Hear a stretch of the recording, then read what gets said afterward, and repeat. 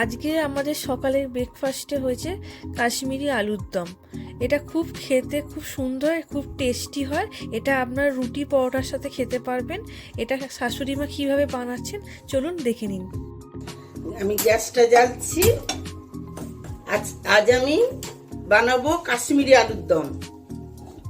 আচ্ছা, 500 আলু কেটে আমার বৌমা, আমি আজকে পুজোয় ব্যস্ত ছিলাম, বৌমা সিদ্ধ টিদ্ধ নুন দিয়ে সিদ্ধ করে গুছিয়ে রেখেছে। আনাজ টানাজ কেটে গুছিয়ে রেখেছে। মাঝারি সাইজ 3টে পেঁয়াজ কেটেছে, আর 2টো কাঁচা লঙ্কা কুচিয়ে রেখেছে, 10 গ্রাম আদা কুচি, 10 গ্রাম রসুন কুচি, আর গরম মশলা, দারচিনি আছে, এলাচ আছে, লবঙ্গ আছে, মানে 3টে করে, একটা তেজপাতা, ওটাকে টুকরো টুকরো করে দেবো। আর নুন আর চিনি যখন দেবো তো বলবোই। এটা সম্পূর্ণ সাদা তেলে হবে। আর এটা মানে টমেটো সস দেওয়া হবে, হলুদ দেওয়া হবে না। টমেটো সস আর লঙ্কা গুঁড়ো দিয়ে হবে। আপনারা যেমন লঙ্কা খাবেন সেরকম। এটা তো খুব লঙ্কা দেওয়া যায় না। আর এটা সম্পূর্ণ সাদা তেলে হবে, একটু তেলটা বেশি লাগবে।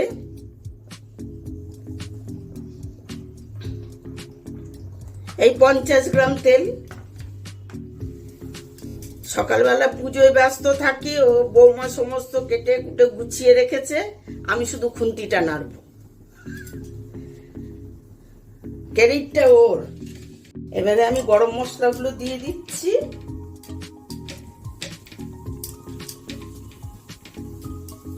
তেজপাতাটা আমি ছিঁড়ে দিচ্ছি।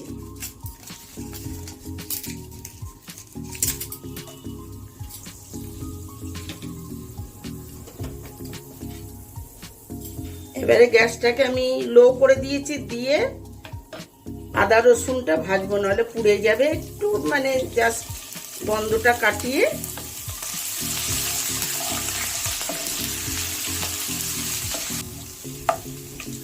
এবারে পেঁয়াজ কুচিগুলো দেব।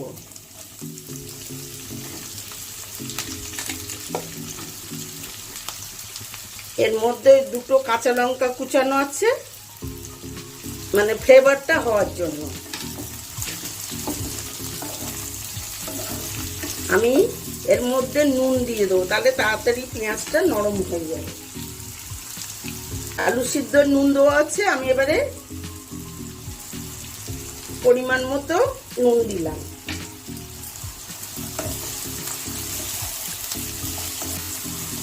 এটা একটু নরম করে ভেজে নেবো, নিয়ে তারপরে আমি টমেটো সস দেবো, লঙ্কা গুঁড়ো দেবো। এটা একটু চিনি দিতে হবে, মিষ্টি মিষ্টি হবে। এবারে পেঁয়াজটা নরম হয়ে এসছে, এবারে আমি এতে একটু লঙ্কা গুঁড়ো দেবো।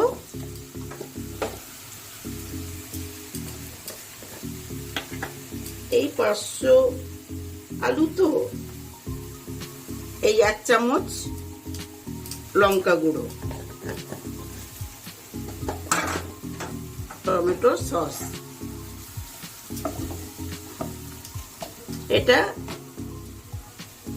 এই 3 চামচ হবে।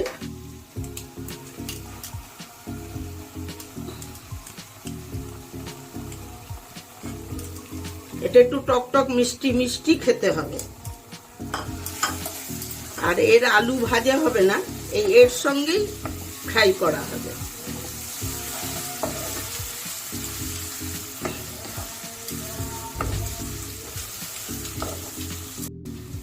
আচ্ছা, এবারে আলুগুলো দেব।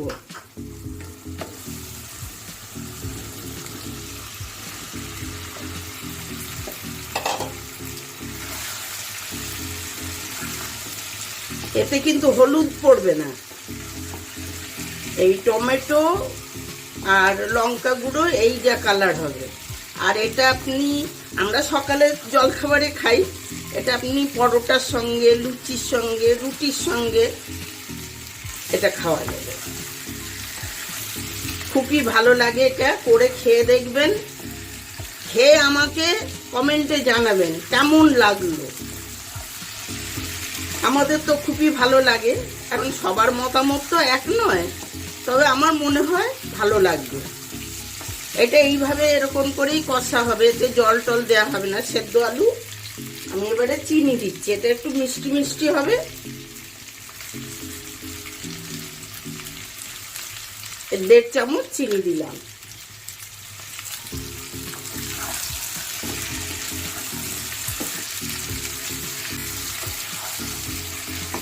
একদিন আপনাদেরকে আমার ঠাকুর ঘর শেয়ার করব। আমার কেন পুজো করতে এত দেরি হয়। আমার 1 ঘন্টা 1.5 ঘন্টা আমরা কর্তা গিন্নি দুজনে পুজো করি, কিছুতেই তাড়াতাড়ি হয় না।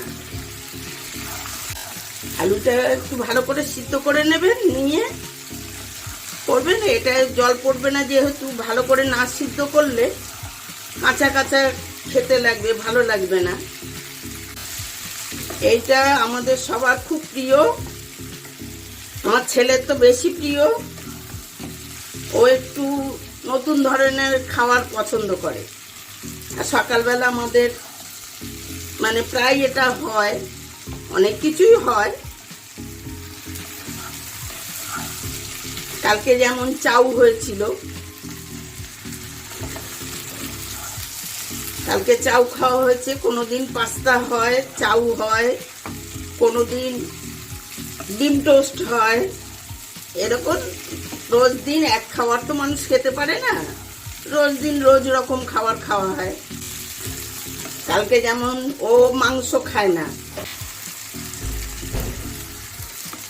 আচ্ছা, এবারে হয়ে গেছে, এবারে এটা নামিয়ে নেব।